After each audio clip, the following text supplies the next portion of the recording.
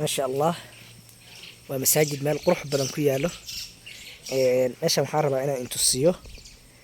geedo lagu qurxiyo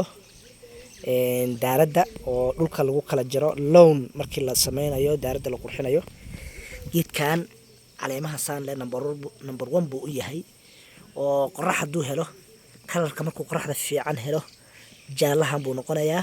qorax fiican haduu waayana cagaarkan iyo kalarkaas fiican buu waxaynayaa mar walba qoraxda ku xiran tahay isaga iyo geedkan kale geedkan kan maaragtaa ubax buu leeyahay ubaxiisa saan u egyahay lawnku aad ugu qurxan yahay waxaan laga abuuraa miran waa laga abuuraa cuttingna waa laga abuuraa waxaan intusinaya markuu qoraxda helo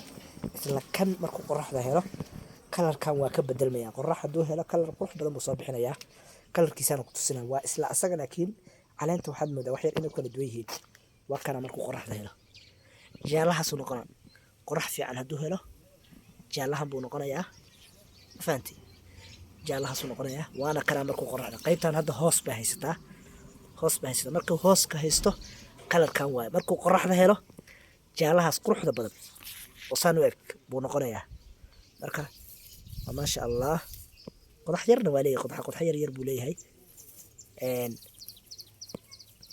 waa laba geedo marka iska agdhow ma fahanteen waa laba geedo iska agdhow oo loogu talagalay lawnka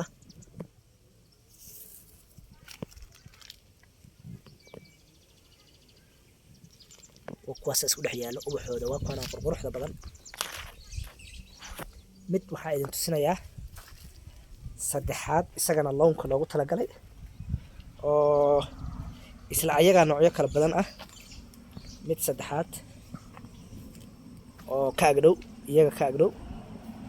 waa kana isagana kana lawnka loogu talagalay dhulkan soo ku yafiiri quruxdaas u yaala fiiri waana ka caleentiisa saan u yaalaa saas u yaalaa mid afanaada intusayaa oo kan walaalkii noocan walaalkii baa intusinayaa waa kana isagu meeshuu jaalaha ka yahay kan green iyo cadaan buu isku jiraa marka waa isla asagi oo laakiin green iyo cadaan isugu jiro quruxda waa geedaha loogu talagalay lawnka dhulka lagu qurxiyo hadda masaajidka markii la sii aadayo dhulka u dhaxeeyo loo kala qaybinayo ma fahanteen ma sha Allah geedaha lawnka waa in la kala bartaa geedaha lawnka loogu talagalay hadda waa masaajid mosque baa ku yaalo cambihi baa ku yaalo waa kana mosque waa dhalay insha Allah quruxda uu qabo meel qurux badan buu dhalay marka waxa weeyaan dhulka in la qurxiyo deegaanka meesha masaajida madaarista ay ku taalo waa masaajid iyo madraso iyo iskuul isku yaalo laakiin lawnkiisi iyo dhulkii maaragtay ayaa aad loo qurxiyay dad waxa helay design-ka lawnka inta dhulka u dhaxaysa cawski qurxinayay deegaanka indhaha u roon qofka markuu meelahan oo kala imaado waxa waaye qalbigu degsanaya meel cibaado leh oo saan u qurxan yaa isku heli karo ma sha Allah